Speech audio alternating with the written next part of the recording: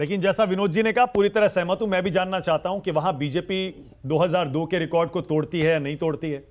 140 150 तक की बात हो रही है, क्योंकि आम आदमी पार्टी 10 12 15 20% तक वोट ले जाएगी, यह भी कहा जा रहा है। दूसरा, आम आदमी पार्टी कांग्रेस को क्या मुख्य विपक्षी पार्टी के तौर पर गुजरात में रिप्लेस कर पाएगी?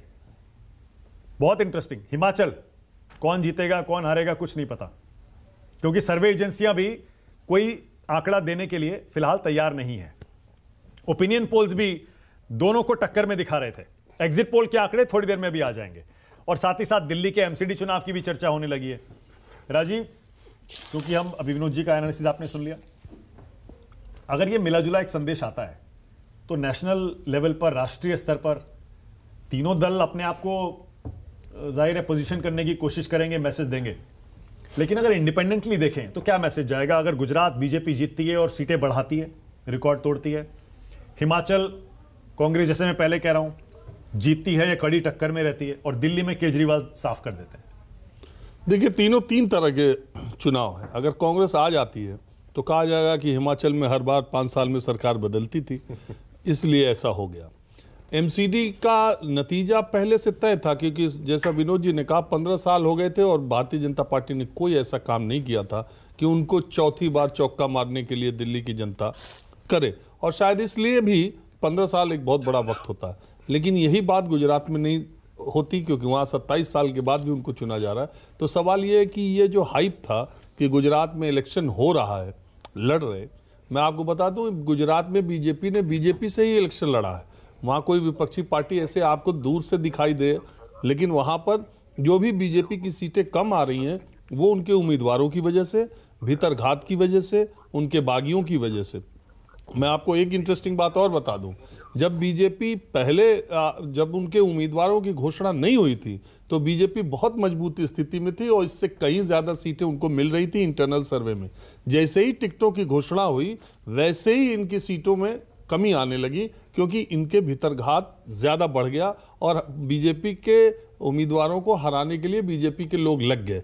इसको लेकिन कैसे सेटल डाउन किया बीजेपी ने, मैं इसका भी एक इंटरेस्टिंग किस्सा बता दूं कि प्रधानमंत्री नरेंद्र मोदी की जनसभाओं में उन नाराज नेताओं कार्यकर्ताओं की सूची बनाई गई और उनको रिसीव करने के लिए 50-50 नाराज कार्यकर्ताओं को मैसेज दिया गया और खड़ा कर दिया गया। और प्रधानमंत्री मोदी जनसभा में जाने से पहले उन 50 से हाथ मिला के जाते थे, और स्टेज से जब वो वापस हेलीकॉप्टर में आते थे तो 50 दूसरे नाराज कार्यकर्ता उनको सी ऑफ करते थे।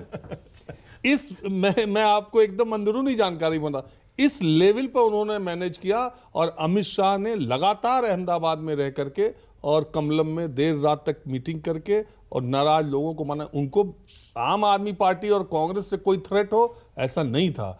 बीजेपी से लड़ रही थी और उस लड़ने में जो 150 के आंकड़े को वो दावा कर रहे थे वो उनका कम होता दिखाई देने लगा। लेकिन बीजेपी आज भी 127 से, मैं कह रहा हूं 127 से वो शुरू कर रही है। वो 150 तक भी जा सकती है गुजरात में। बीजेपी से गुजरात में कोई लड़ नहीं पाया, चाहे आम आदमी। आपको यहां से दिल्ली, जो भी मुझे गुजरात से बाहर के लोग मेरा शो देख के फोन करते थे, कहते थे आम आदमी पार्टी आ जाएगी क्या यार। अब उस समय चुनाव के बीच में ये कहना कि शायद खाता खुलना भी मुश्किल हो जाए या 2 अंकों तक पहुंचना मुश्किल हो जाए, ये ठीक नहीं होता है। लेकिन आज जब चुनाव हो गया तो मैं ये कह सकता हूं कि कतरगाम और वराछा 2 सीटें ऐसी हैं जहां आम आदमी पार्टी बड़ी मजबूती से लड़ी। मुझे लगता है वो दोनों जीत भी सकती है। 2 सीट जीत सकती है, 3 जीत सकती है, 5 जीत सकती है, 6 जीत सकती है बस। और 50 सीटों के आसपास कांग्रेस जा सकती है अगर बीजेपी 125-30 पे रुकी। ओके, अनंत विजय, अरविंद केजरीवाल कह चुके हैं कि वो किसी भी विपक्षी गठबंधन में शामिल नहीं होंगे, खुलकर कह चुके हैं। बीजेपी को हम ही चुनौती दे सकते हैं।